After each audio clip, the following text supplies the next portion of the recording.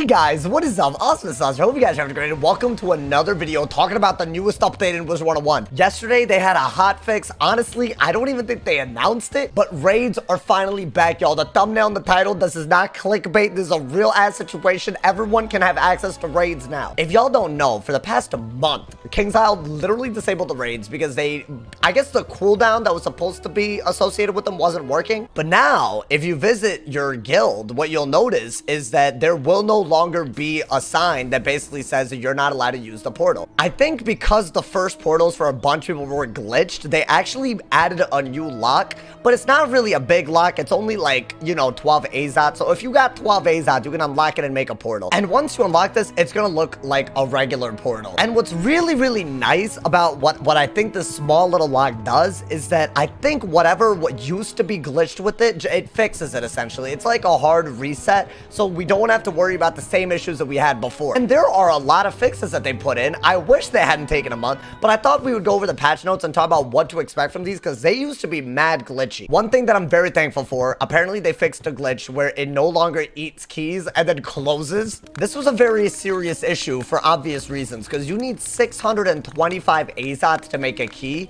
and it's supposed to last for 3 hours. So if you do a run and even like maybe it fails, maybe the run fails, maybe you were in for like, I don't know, like 5 minutes. It used to do this thing where if you didn't have someone in the guild keeping the literal door open, like, I don't know, like some kind of like, I don't know, like some kind of watcher. If you didn't have like a watcher account, right? Like, or some AFK person spinning here, the gate would close regardless of how much time had passed. Now, I don't know exactly why that situation was happening, but that should be fixed as a result of this. I believe this is why they added a new lock. I think they basically hard reset the door so that if it were to be a glitchy door that would close by itself, it no longer does that. But that's not the only thing that they actually added for this, and this is what I really wanted to talk about in this video, actually. They added the 3-hour cooldown on these raid gates, and there are reports already. People have already done 3 hours of raids by the time I've made this video, and it did close after 3 hours, meaning in that 3-hour window, you could go back in, but if you see a closed portal, it's over. Now, if y'all are unfamiliar with how raids work, they have a 30-minute window, which means technically you could actually do 7 runs. And how does that work? Let's say that you save a few minutes on each successful run.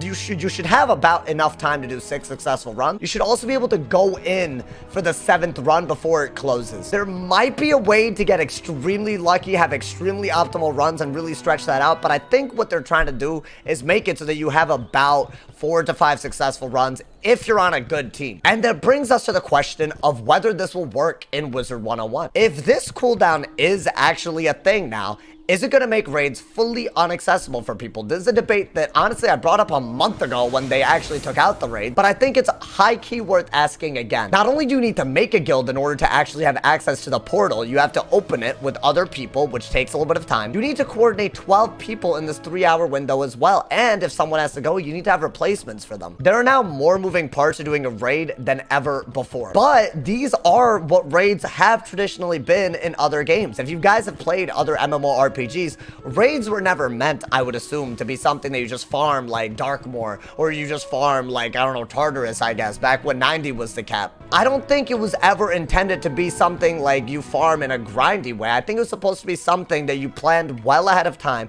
to do a limited amount of times. And it also gives you a lot of time to use your AZOTs for other things, which honestly, I think the guilds, they do have other things that I just don't think people look at because of raids. They have a whole ass arena island, which I still think is really cool. And there's a lot of housing stuff. There's houses that you can unlock and you can decorate and you can make it look really cool. And if you really want to do raids like crazy, you could always open up more portals. And basically, because each of these have a 6-day cooldown once they're closed, that means that you could rotate these around and do 1 raid every 2 days. And if you actually coordinate with other guilds, you could do 1 every day, maybe even. There's definitely ways to do this at a higher frequency. And honestly, what I think is really going to happen is if you're a casual player, this cooldown is going to manifest itself a lot more. If you're not a casual player, you know a lot of people, you have a lot of guilds, you have access to a lot of places, then I'm not sure this cooldown affects those people as much, which I would argue divides the community more than anything. And I think that's an important point to bring up. The most hardcore guilds will have a higher frequency of doing raids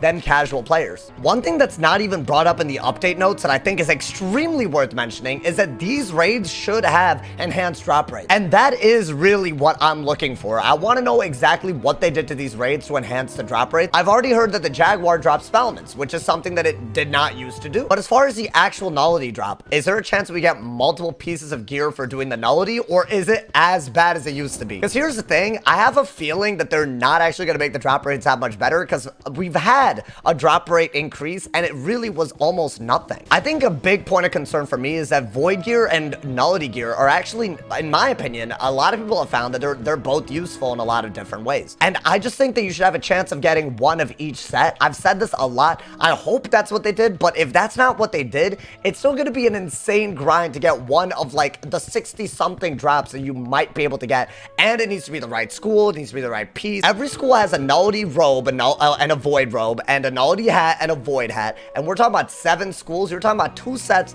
for 7 schools. So like 5 items. It's quite a bit. So with how diluted the drop table is, let's hope that they actually increase the drop rates, because otherwise what you're gonna end up seeing is the people with the connections to do raids more often are gonna have a higher and higher advantage as time goes on. There is, however, a silver lining. I do think that raid gear, from what I can tell anyways, I think the wands are just better for every school. And then after that, it's very debatable whether any of the gear is better in PvP or if it's worth it. I think some schools, there are some hats maybe and some robes and some boots that could be really, really good, but it's not as clear cut as I think some people were making it out to be. I don't think every school should get a wand, a hat, a robe. Like, it's real. There's too many trade-offs with this gear to make it something that you need many, many pieces for anyway. I still think if you're completely new and intimidated by raids, I would try to do them just for the pets, because those are amazing, including the dark pack pet. So definitely do it for that, but don't worry too much about being behind on the gear, even if the drop rates, I guess, are, you know, low and it seems like it's hard to find the team and this and that. One piece of evidence that we already have to suggest that they are moving towards many alternatives. They put out a pack that has the most defensive gear that we've ever seen. So there's a huge defensive alternative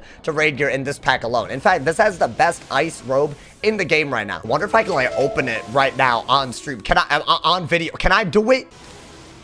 My boy, why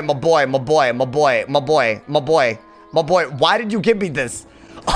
Why did they give me this? I'm sorry. I feel like I saw the pack and I got very, I mean, hey, I got him now. Hey, it is a good mount. Hey, like, I'll take it. Where is it? Okay, it's gone. But all things considered, there is gear that is somewhat comparable to raid gear. I guess that was the point of that little gambling problem in action. All in all, y'all, I'm excited. I hope in the future they don't take months. We'll also see if Novus gear has alternatives to raid gear, or if they update raid gear to level 160. There's still a lot of questions to ask about this, but let me know what you guys think about the changes that they've done. Are there things that you're excited for? Do you only want to do this if they actually upgraded the drop rates? What do you guys think of the cooldown? That's a big one. Let me know all of your thoughts in the comments below. As always, I'll read all of them. Drop a like if you enjoyed. Leave us up if you're new. If somebody hasn't told you you're awesome today, they doing something. I'll see y'all soon. Stay awesome.